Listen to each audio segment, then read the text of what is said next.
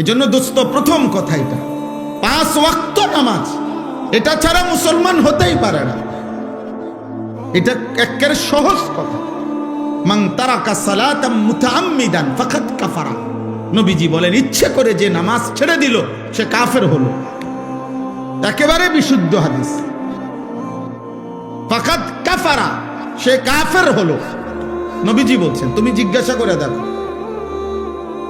আল্লাহ রাসূল সাল্লাল্লাহু আলাইহি ওয়াসাল্লাম বলছেন, তো যিনি বলছেন সে কাফের হয়ে গেল, তো কয় বড়ারে সুপারিশ করব জিলাপি দিয়া।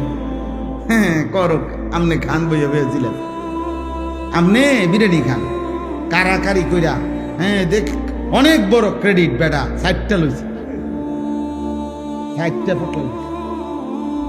ছি ছি ছি ছি। অথচ একটা বাচ্চা হয়তো তার এই 4টা লওয়ার কারণে বাচ্চাটা অজরে কাঁদছে, বাচ্চাটা হয়তো পায় নাই। তুই বেটা একটা বাচ্চার মুখের খাবার কেড়ে নিলি, আবার এটা ক্রেডিট হলো? তুই তো জালেম বেটা, এটা জালেম না? কথা বলে না? এটা এটা এটা ক্রেডিটের কিছু হইলো?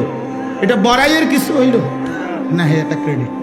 60টা লইছি, আমি 3 প্যাকেট লইছি। কেমনে লইছে? কারাকারি কইরা। তো মানুষে দেখছে না? মানুষে দেখছে তো কি কইছে? মানুষে হাঁটছে আমার মতো বাটফাররে দেখা।